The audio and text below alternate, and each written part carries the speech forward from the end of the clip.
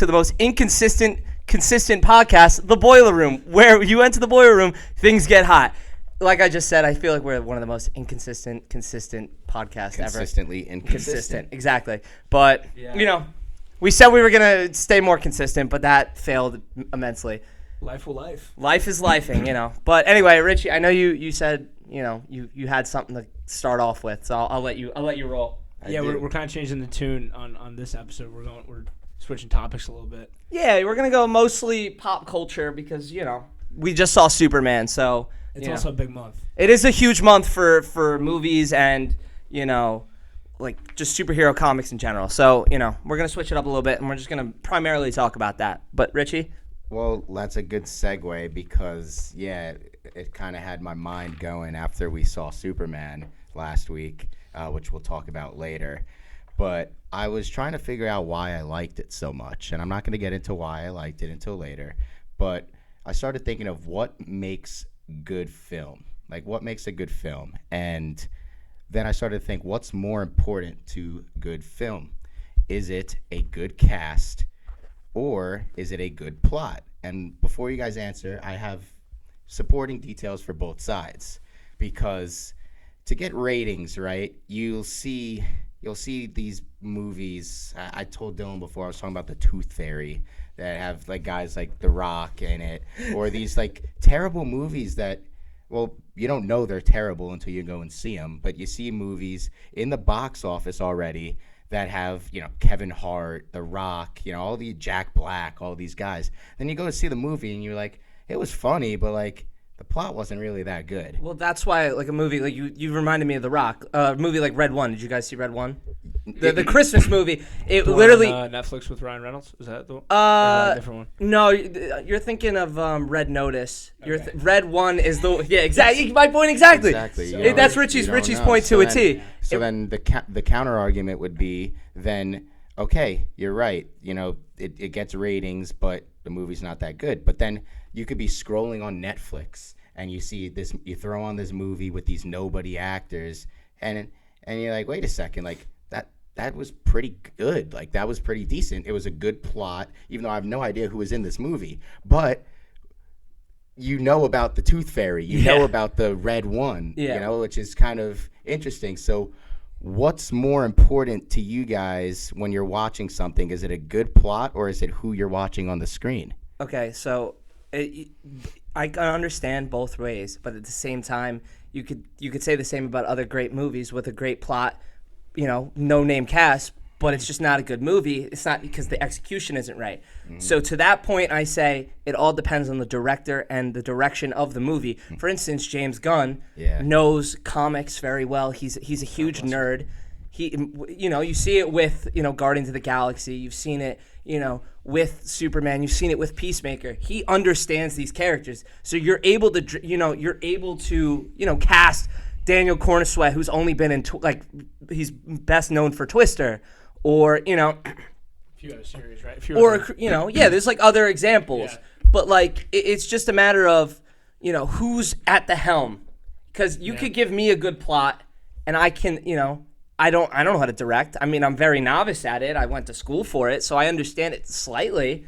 But like, I don't have that knowledge to do it. So if you give me a good plot, I won't be able to execute correctly. So I feel to that point, I say the main thing is who's at the helm directing it. I didn't think of who was directing it. What do you think? It's a good point, though. I think directing it. I also think writing it, because I think the reason why these franchises can take like some would say no-name actors and make it really good and make them, really good in these movies is because the writing is so good, right? Like the character of Superman, or like I just thought of like the Harry Potter franchise. Like all those kid actors were like all no-names at the point that they started, but the writing and like the story is so good. And they're just casted well in the roles, so that they're gonna succeed. So to your point, the plot's probably more important. A 100%. Well-written plot, and you could feel it. Like watching that movie, you're just like, it's extremely well written. Like the story's very planned out. Are you talking about Harry Potter or Superman? Oh, I mean both. Jeez. I mean, because I was gonna say hot take. I'm not a big Harry Potter guy, but you maybe should have saved that for the end, because I know I have another hot take. Curse him out. I have another big hot take that I'm gonna say for that, but continue it. So then, both your points, great. And now I'm going to go on the side of, because I figured you guys would be more on the writing, directing, plot side rather than the acting. But now I'm going to kind of flip it a little bit to an example that probably hits closer to home to Ben than Dylan, obviously. But as a big wrestling fan, yes, you see the two companies that are most notable right now with WWE and AEW. Now, AEW probably has a little more talent on their main event scene than the WWE's main event scene. Talent as in physical wrestling talent. But what draws the big bucks? The story. The story. John Cena, CM Punk, Randy Orton. Dylan, do you know a guy named Will Ospreay? What point exactly? Yeah. Point exactly. So I know of a bar called the Osprey. That's yeah. We love the Osprey for hours. We can talk for best hours. Place in the world, man. But to my point, maybe sometimes the cast is more important. Yeah, I mean, with using your example, actually, just today, I was kind of bored earlier, so I watched a 2.5 hour, it was like a documentary style like YouTube video on the Hollywood ending in AEW, Mariah May versus Timeless Tony Storm. That story I would rank as a top 3 wrestling story like in the past 2 decades. So AEW, when they know how to tell a story, they know how to do it right. Because of the stars. Because of the stars. But you can't tell a story with a guy like Will Ospreay. Yes and no. Like, he's, we could go on for wrestling for hours. I mean, especially AEW in my regard. The point wasn't to the specific wrestlers, but it was just the point of the star. I think it's more of I think what like great actors can do is like carry like a average or subpar like script or story, like they can make it great. Yep. But like just because they're in a movie, like doesn't mean it's necessarily gonna hit. Yeah. Like you said, The Rock, like the Rock, The Rock and Jack Black are the two actors that come to my mind. And they've been in so many flops too. That's they've been in so many flops. What I'm saying. But every great actor has had movies that are flops, and that's not their fault. Like they probably had good performances, but you need supporting. You need all these different people to like perform well to have a well-rounded type of movie. And this is me going on a tangent because I don't like The Rock. He's got more flops than hits. I can name an amount of good movies on my one hand, but I could go on for hours about all the shitty. Yeah, as he does. He's got a lot of just like fun family. Like he does have a lot of those types of movies, and obviously some of the action stuff, but. You're right. Like if you add it all up, he's got more flops. Like from a critical movie person, he's got more flops. Well, when you're in so many movies, obviously you have more opportunity to fail. But he's a star for a reason. But because of wrestling, not because of his acting. I just figured that I don't even have a stance, honestly, to argue on because, like, to me personally, like, I would throw on a movie that I know who's on the screen before I would throw on a movie that I'm scrolling through Netflix that I heard is good. Yeah. But I'm probably different than a lot of people. And I mean that's a fair point because the average viewer is like that. That's what I'm saying. I'm definitely the average viewer of film, so that's kind of why I thought that this was a good topic to bring up. Yeah. So. Because me and Dylan could go for hours. I definitely could go for so long. I was thinking about it, just watching all the reviews for like the new movies. Like I feel like because you see the same people who are doing like these reviews online and stuff. Like, Soups! Yeah, like that dude, or like some of these people. It's like it's such a subjective thing, and like you feel like people. I feel like they critique movies on different scales based off of what it is. Like I see a lot of people who take it easy on movies that they really love the story or the characters, like even if it may like Soups, for example. I mean, granted, we'll segue in a second to the actual movie, but Soups is gonna not thank the production crew for the Super. He's not gonna thank the production crew for what they did in Superman. Now, thanking the production crew is like when Marvel makes something bad and he's like. He can't shit on it. Doesn't want to shit on it. Yeah, he's promoting it. Yeah, exactly. he can't like completely shit on it. They're literally paying him for it. Ah. But yeah, no. So let's move into Superman because is this gonna be spoilers now? yeah. So it's actually, if you haven't seen Superman and you want to watch it, here's your official spoiler warning. I'm putting up a graphic right here. I'm flashing it up. Sirens going, because this is where we're gonna go deep into spoilers because there's a lot to talk about with this movie and it is fucking fantastic. It is actually amazing. So we're gonna go in 3, 2, 1. Holy shit! What a fucking movie that was. That was fun. I haven't seen a superhero movie and enjoyed it since I think we saw No Way Home. I'll be honest. I don't know if I've had that much fun in a movie theater since No Way Home. Yeah, I would say. Yeah. No Way Home obviously had us jumping up and down. This didn't have us grittying in the theater, but I was definitely I was laughing my ass off, not even just at the funny moments, but the action where I was like, holy shit, let's go. When she said I love you at the end, me and Dylan were like, oh yeah, no, he was bugging out. They were excited. So, I already saw it. I genuinely don't think I've had that much fun in the movie theater since No Way Home. Go. I was gonna just a quick point going to him and Lois when I don't think I've ever laughed at the love interest just banter, back forth conversation. When she was interviewing him, I was laughing. It was great. It felt real. Yeah, it felt real. Because if you see them on the press tour, they're so close to they're fucking they're so close to fucking. Dude, it's insane. You want to know something crazy? I don't know if you saw my text the other day. She made the most money of anybody in that film by double. No. I read that she made $4 million and he made $2 million. Holt, right? No, they both made under $1 million for that movie. No. Nicholas Holt made $2 million. I'm gonna look it up because I saw Nathan Fillion made $400,000. Well, you're probably seeing after the box office bonuses because off of initially Nicholas Holt made $2 million and then Bronson or however you pronounce her last name. You're up to the test. Let's see if you're right. I am right. I think Holt is I am right.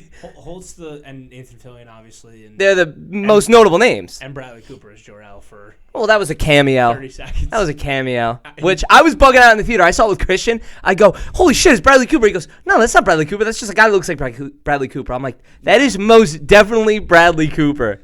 Yeah, that actually might take me into my one critique of the movie. Can I just say one positive about it before Nicholas Holt made $2 million and the other two made $750,000, but total after box office, Rachel. I don't want to mispronounce her last name, ends up with $4 million, which is the most. Okay, so we're both right. Yes. We're both right. Let me start with positives. Start with positives. So one thing I was saying, and I told this to Dylan because I've seen it twice. They saw it once. So Dylan called me beforehand and was like, "What are your thoughts?" And I was like, "It is a fresh take on superhero films. It feels like nothing we've seen before." Since honestly, Iron Man, it is a new beginning. Yeah. Because it's not the same. I love Marvel, as you can tell. However, at this point, it's just the same regurgitated formula used by different directors because that's what Disney's pushing to them. So for this, it was James Gunn. He's the new head of DCU. He's creating the direction, so he kind of could give the feel for it. It just felt fresh, it felt new, and it just felt fun. Like you guys were saying, fun. It's a fun film to watch. Yeah. Just the whole cast, they mesh together. Mr. Terrific is the MVP, by the way. He was good. He was very good. He's the best. But I wish there was a little more Green Lantern in there, but he's got his own show coming up. He's got his own show coming up. That character, every time he was every time he said something, I think I laughed every single time. There wasn't a thing he said where I didn't laugh. Then the battle scene where he's throwing up middle fingers, and then they blow up into big green middle fingers, and they're blowing up at the soldiers. Man, when he shows up, he's I was rolling. Sorry, Superman can't make it, buddy. But you got an upgrade. Yeah. Nathan Fillion, great actor. I would have had him as my MVP because for a casual person watching, the comedic factor of that movie, he nailed it to a T. Yeah. To a T. And it's more it makes more sense in a comic, type of story as opposed to how superhero movies have been. The big critique of Marvel is oh, where are all these other characters in New York? Yeah. And it just makes so much sense that hey, maybe it's not Wonder Woman or Batman in the third year of Superman, but it's this group who's going to be like handling some of these like little types of issues in Metropolis here and there. Like, it makes so much sense. Well, it's refreshing. Because at the beginning, like, that just reminded me that like there's kind of established people already where they had that opening crawl, 3 centuries, 3 decades. That was David Cornersweat's idea because he's such a Star Wars fan. Yeah. He got that inspired by the opening crawl. But it's great to see, like, and especially because guys like Guy Gardner's Green Lantern, they're not well known. Mm-hmm. Like, everybody expects Hal Jordan, and then nobody really is a fan unless you watch the CW shows. Nobody really knows Mr. Terrific. Mm-hmm. Mm-hmm. Nobody knows, spoiler, Supergirl when she shows up at the end. Nobody knows her trauma. Yeah. Nobody knows she's like a drunk. But, like, so it's like fun. It's fun for them to be like, oh yeah, we could establish this new wave of characters that nobody's seen, and introduce them to new audiences, not just comic book fans, people who read the comics. So and Supergirl's a great example because if you watch, like, I saw a little bit of that CW show, and like what, Superman and Lois? No, her like that own Supergirl. Oh, her show. own super. Okay, yeah. And like when I heard like James Gunn, like the kind of the vision for that movie, it makes so much more sense because you're like, there's no way she's gonna be like this bright, like bubbly type of person based off of her origin. Yeah, because that comic book run is literally her just getting drunk on different planets. Yeah. And just trying to fight her trauma of seeing Krypton fall when she was 15. She actually was like old enough to see the planet get destroyed, so she's all fucked up. She's not like Superman. Did you guys just spoil the movie that's coming out, or is that? I mean, that's like it's the origin. It's the origin. I'm messing around. It's the lore. Ben, is that your kind of like superhero girl? She gets fucked up and just saves the world. Oh, wait a minute. And you both could go to the Osprey after. I mean, if we could go to the Osprey, we should make a fuck, marry, kill list for superhero women characters. I'm quite all right on that.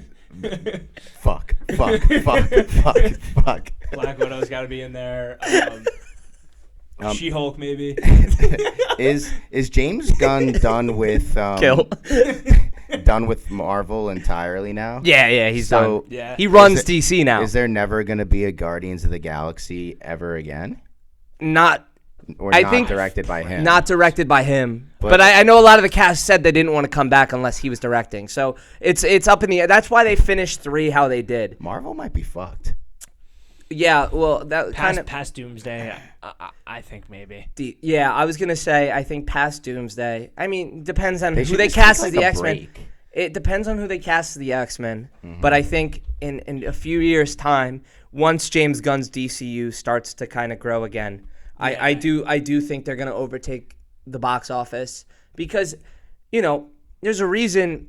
Like, Marvel kind of grew with everybody because nobody really read Marvel. It was, there's a reason it went bankrupt in the 90s. Like, it wasn't a popular comic growing up, like throughout the years. Everybody loves Superman. Batman's the most popular character ever. Superman's the greatest character ever. We're low-key getting back to my point in the beginning, like kind of the superheroes now are being more notable movies. You're having Superman come back out. Batman's going to come out. Well, that's the problem with the box office, though. It's like you don't have enough good directors directing original film. Yeah. You have guys like, I mean, I love James Gunn, but you have James Gunn only directing superhero movies. The last true director that's putting out like great shit. And there's actually a lot. So this is. But like one name that comes to mind immediately is Nolan, Christopher Nolan. Yeah. Like the Odyssey's coming out. Holy shit, I can't wait for the Odyssey. But I saw Quentin Tarantino saying something about that. That's their superhero movies are just taking over. They're taking over the box office. So you don't even have a chance to see some of these other things. Yeah, that's fair. Well, that's dude, 100%. Think about it, right? It's like to the argument not the argument to the point I brought up in the beginning of the podcast. Is the casual fan of film, pop culture, going to go to the movies and have a choice to buy a ticket between Superman or Thunderbolts? What are they going to pick? Well, I mean, that's an unfair comparison. That's an unfair comparison. But that's what Marvel's coming out with right now compared to what DC's going to You got to understand this. The X-Men are like just as well written as any other characters. Right, the X-Men and Fantastic Four are coming out 100%. too Like, soon. they're so just as good as like the best Yeah. DC stuff. So They were like, the A guys. but that's in Marvel. that's why I'm saying they were like the A after- guys from the way jump. back. Yeah, from the jump. After- before like before Iron Man. Iron Man was a days. D level. Yeah, like yeah. they all were. But I think after that's played out for Marvel, and like they lose like a lot of the better directors, writers, who will probably just go back to making like other films.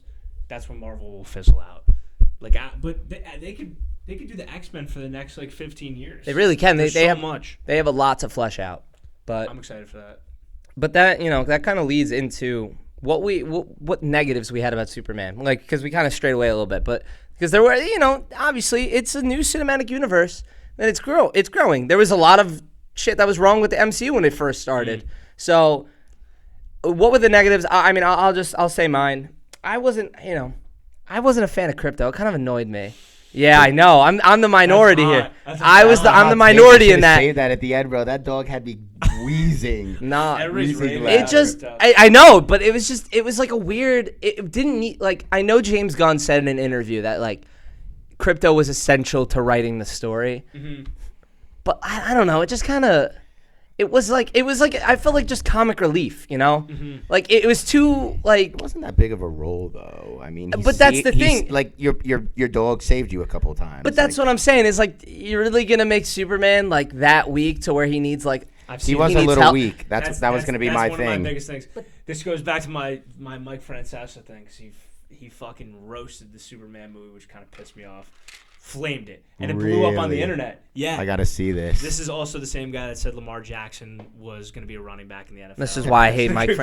I hate Mike Francesa.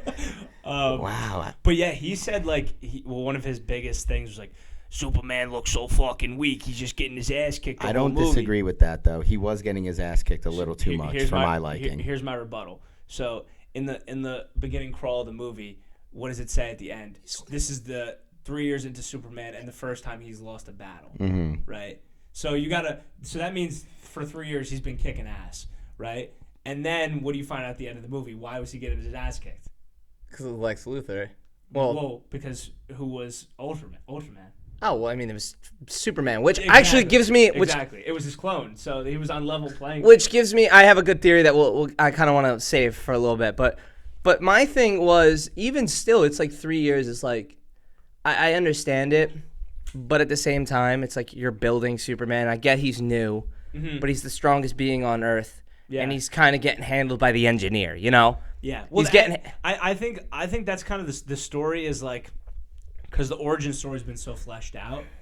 Like, this is, 3 years into Superman, you're getting dropped in, and this is the first time he's, like, getting humbled overall from, like, the thing coming out publicly, Lex Luthor, the Ultra, and Engineer. I just like, hope he's getting humbled. he shouldn't get weaker. But can I just say this, though? And this is something that happens in the movie, and that reminds me of, like, he hasn't lost a battle yet. He has finally a formidable foe. Remember, actually, to me, one of the best scenes in the movie where he, Crypto just gets taken. He comes in after looking, and he's in the apartment, and there's that, like, the interdimensional imp outside, the Justin's gang, and he's like, oh, it's just, they got it covered. It's an interdimensional imp. That's probably who he's been fighting for the past 3 years, Yeah. It's not like he's fighting Brainiac. Yeah. He's not fighting these crazy, he's fighting just big kaijus. Yeah. So it's like, He hasn't his faced first, a real threat. he hasn't faced a real threat, and when he does, he gets his ass kicked, and he needs Crypto to save him a little bit. That's my only issue with it. But other than that, and then I mean, I know Richie were saying that too as well. Yeah, I getting your ass kicked at Progressive Fields was kind of funny, but just like the Yankees. Nah, the Yankees always kick ass there. But speaking of the Yankees. My hot take. Save it. No. I'm saying my hot take from last episode. It still lives. Anthony Volpe fucking sucks, and he still sucks, and he won't get better. He is so bad. But we're on the All-Star break. We don't got to talk baseball. But man, I couldn't hold it in for more than however long we've been so far. He's been waiting, but long. He's only gotten worse since the last hot take. He's my biggest issue. But what did you guys think of last night's All-Star game? No. Let me save that because that's my hot. Save it. Save it. Ooh, Save it. Save all it. right, because Save it. I'm just gonna say that I liked the swing off. Save it. Save it. Yeah, But that's gonna- okay. Because let's stick on Superman. We'll save that for the hot take because I have a very strong hot take about that in general. So let's save that. Let's Let's how do you save. feel about the whole thing with his parents? Like his I love it. parents being I love it. evil? You like Oh that? yeah, no, because it's I didn't personally. No, I like that because you know what? It's different. It's different. Yeah. Because you know what? It proved to show that, Ma and Pa Kent were his true parents, and they're the reason that it was instilled. The goodness was instilled into him, not the message he received, because he interpreted that as good. The first half because of how he was raised and how he grew up. It's not like they were just I did not like the Man of Steel. When he lets him die. Yeah, That's it's so terrible. stupid. It's so stupid. I agree. But I'm just saying, like, it shows that they instilled good morals into him, and it wasn't Jor-El and them. Yeah, It's a good change of pace because, I like agree. you said, it's the same shit. Yeah. The same origin story. So it's good to change it up. And also, there's two theories that I have, but we'll save them for once we're done with this because Okay. there's two big theories. But the problem that I have is everything is each time it's just boom, boom, boom. It's the same shit. There's a reason we're not seeing Batman's parents die anymore. There's a reason we're not seeing Superman. thank God. We're not seeing Peter Parker. Was that the first time that they've had like Superman's origin parents be like evil? Was that the Yes, first time? yes, Ah. yes. So pretty much. That's why it was such a big shock. Yes. I was like, why is everyone so shocked? Like, Yeah, because it kind of like if you've seen Invincible, it's kind of like that's what it reminded me of. It's like The Viltrumites. his parents want him to conquer them, or just like Invincible, his dad wants him to conquer them. But I always liked the idea that his dad opposed Zod, and Zod is his uncle. Is he his uncle? No, Zod's just another Kryptonian. Yeah, Kryptonian. But his parents thought. I always liked that he knew that they were good, like, and they wanted him to do good. But you're right. From his perspective, he always thought that until. He always thought that because of the morals he was instilled by Ma and Pa. Yeah, and because he had the first part of the message, so that's what he thought his purpose was. I get all that. I just don't. I don't love that they changed that part of it as much. That was my one thing. Okay, so let's get into because we kind of touched on every good part of this movie because overall it was great. Theories. Do we have any theories? Because I have two theories. Oh, that's where Richie's out. That's where Richie's out. I'm here for the ride. I'm not here to Dylan, theorize. there's James going through me for a loop today because he was like, "You'll never expect what's coming next," and it has something to do with peace maker, and it kind of threw me for a loop. I think I have a good idea of what Superman or Supergirl is going to be, but Ben, maybe you can. No, I have two theories just real quick. One, you mentioned Zod. I think they're gonna retcon Jor-El to be Zod. That would be cool. His own father ends up being his biggest mortal enemy. So because if you kind of go back and you read the comics and you see what Zod's like motives are, they're the exact same as what Jor-El said in the message. Yeah. So it's very possible that they can both be. They could intertwine. They can intertwine those characters and have Zod be Jor-El. But the second theory, and Dylan, you mentioned this, and I shut it down originally, but I thought about it a lot. I know what it is. It's Came out. that Ultraman, the clone is going to be Bizarro. Yeah, But at first I didn't think so. But then I thought, I kind of thought about it. I kind of read some stuff, and then I realized he went to a black hole. Yeah.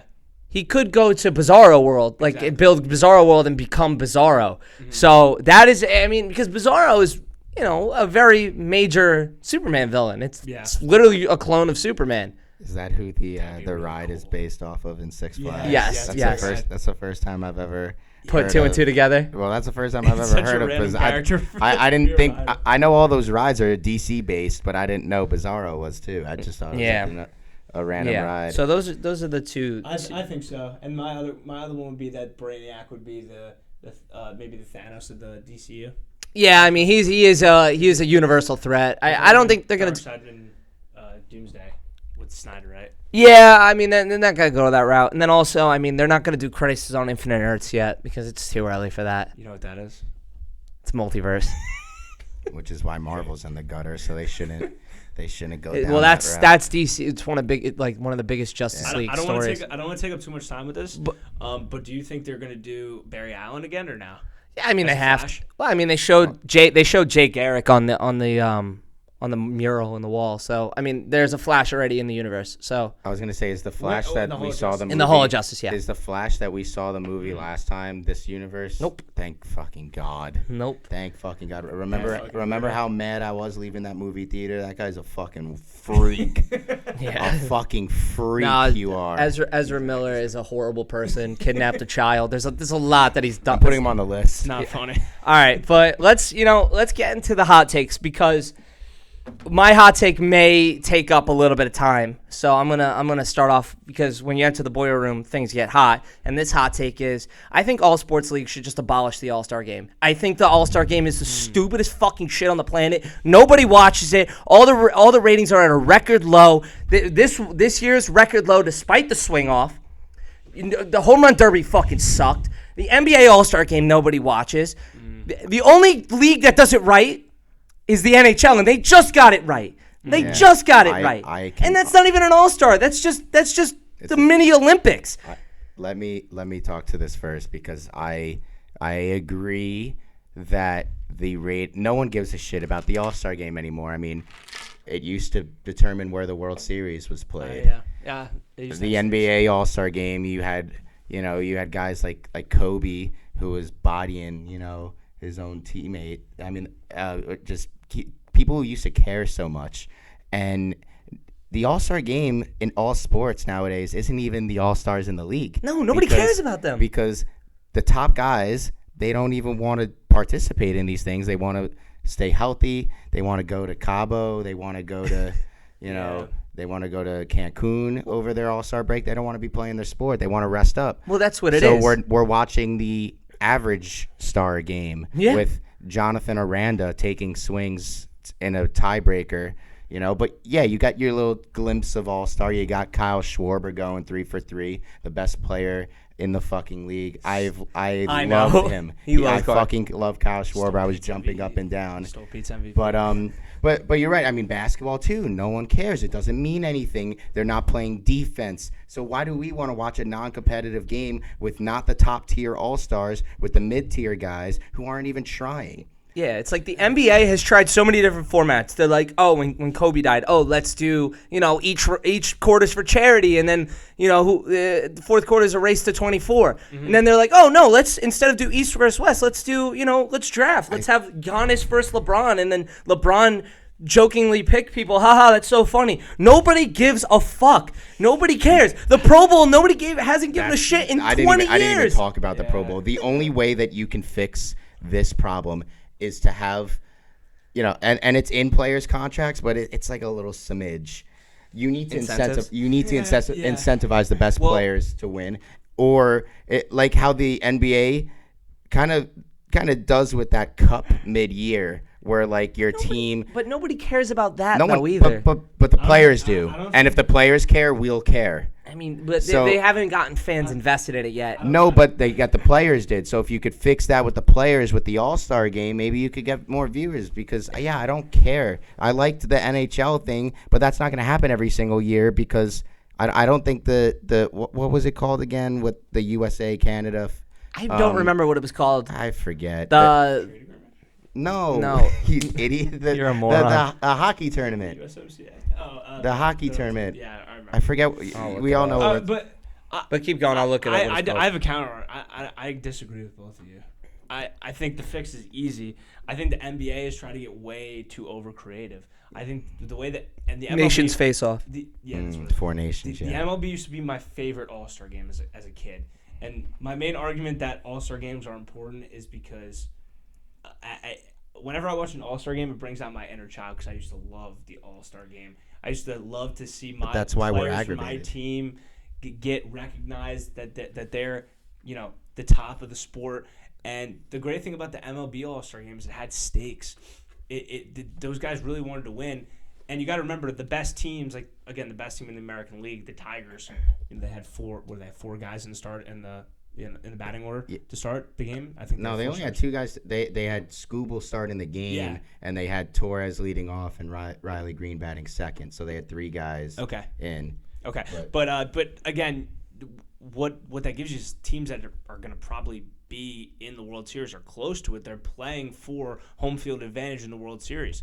That's where I felt like the NBA, you could, if you just bring stakes into that game and you make it matter and for the playoffs, you give it playoff implications, all of a sudden, that's bigger than monetary because everybody wants to win a championship. Not according to Juan Soto. Juan Soto was pissed because he didn't get his money. But he didn't get his money. Oh, but no. But the thing is, Dill, the counter argument to that then is why would... The Pro Bowl is excluded from my argument. Yeah, the Pro Bowl fucking blows. I never liked it, even when I was a kid. Why would, the All-Star... Why would Paul Skeens care to throw 100 miles an hour in the first inning? Yeah, because he's not going to win. And he's an exclusion.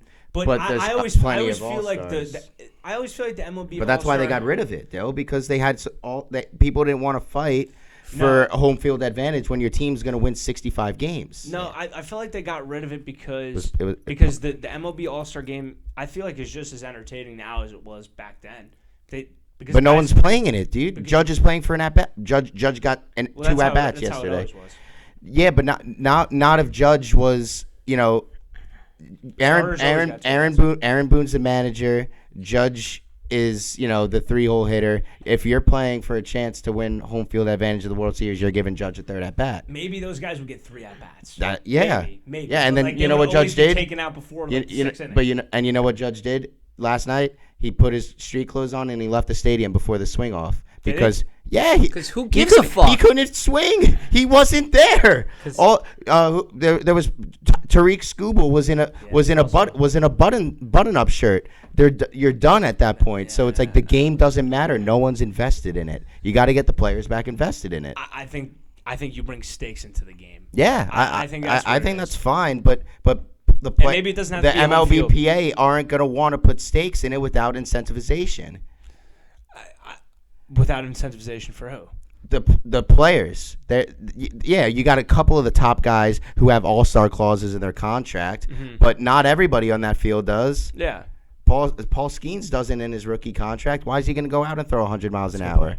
Mizorowski, he did it because... And again, going back to those guys who are on bad teams who are on their rookie contracts, if you make some sort of blanket incentivization, it could double up their... At this point, realistically, I don't think that these leagues could do anything to get these players to fucking care. I genuinely don't think. I don't think so either. I think the NBA could do it. No, they can't. The NBA has to go get away from USA versus World, get back to East versus West, and you have to give that. The West would win by 1,000,000.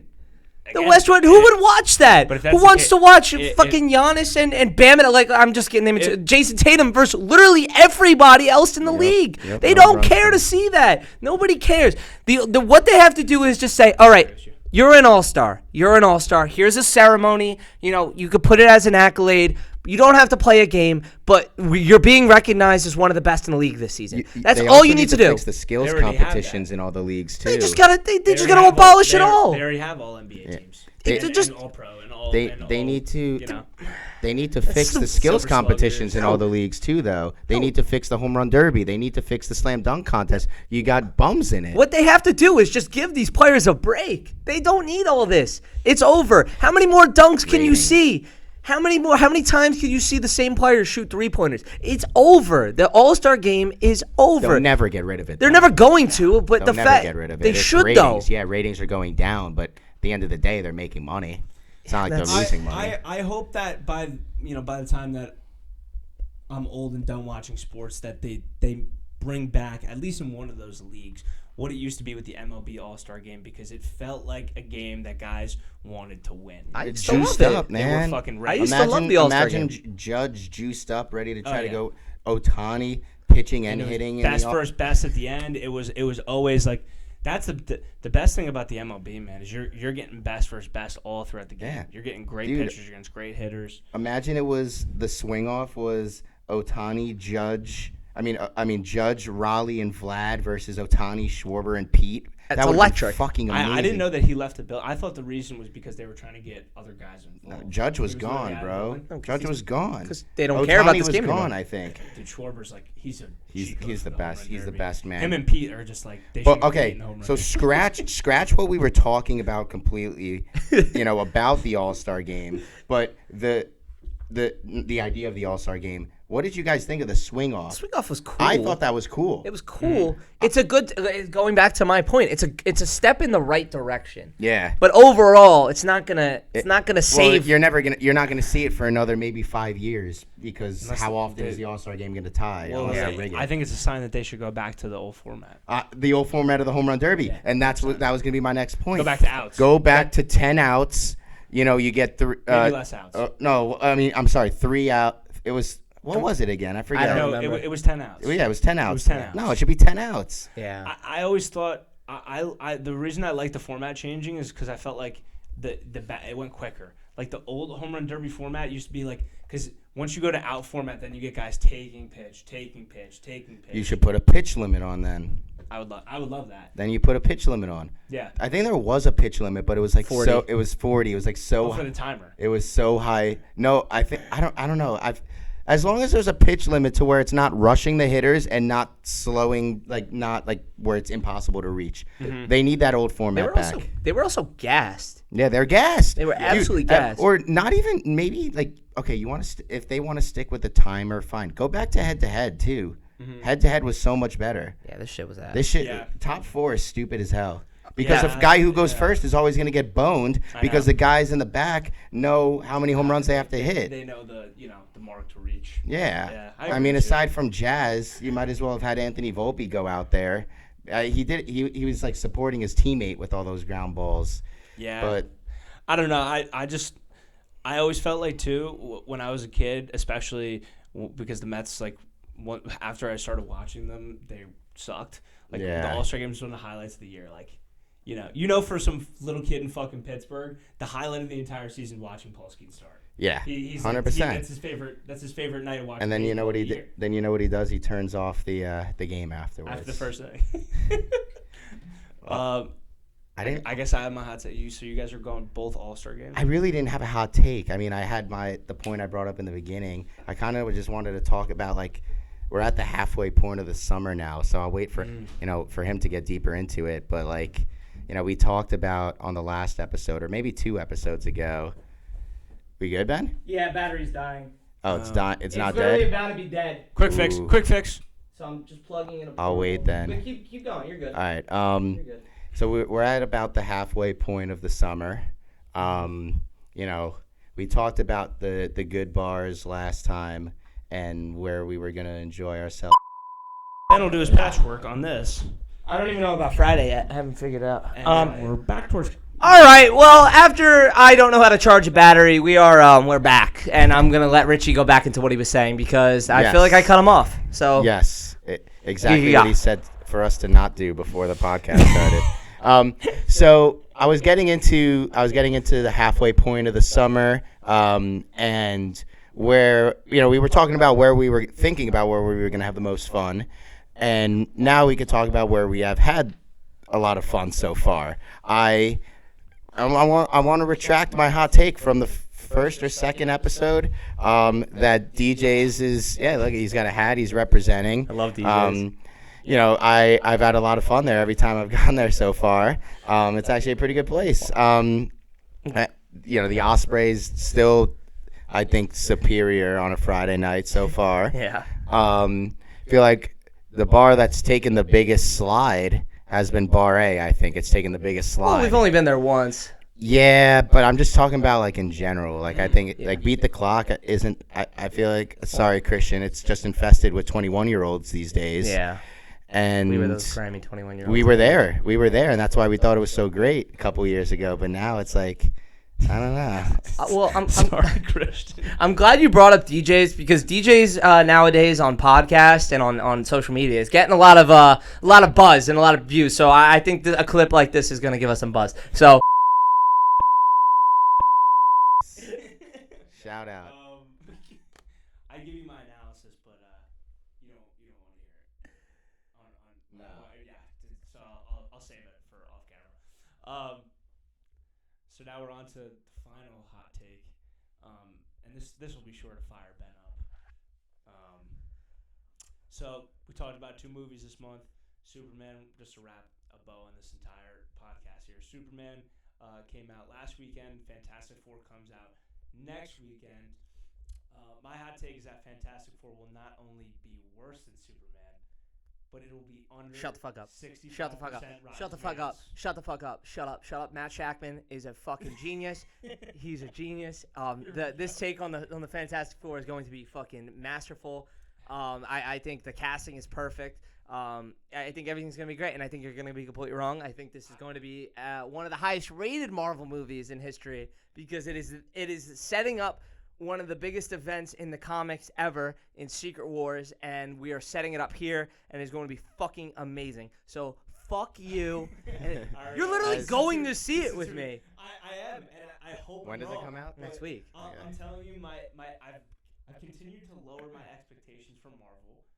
As you should. As I should, just because they have disappointed me in a few different movies. I liked Thunderbolts, but You mean the new Avengers? I just don't have. Yeah, it's the new Avengers to you. I don't have a high Stupid ceiling. fucking I don't have a high franchise. ceiling in this movie. Like the marketing, like it It's looks been- cool. It looks cool. Like I like some of the actors, but like I'm not like convinced I'm gonna be blown away. I think I'll like it. I think It'll you're. be okay. I think you're gonna be completely wrong, but we'll see you next week. Alright. We'll talk about it next week. So, We'll- this is what I'm going to do since I'm a neutral party.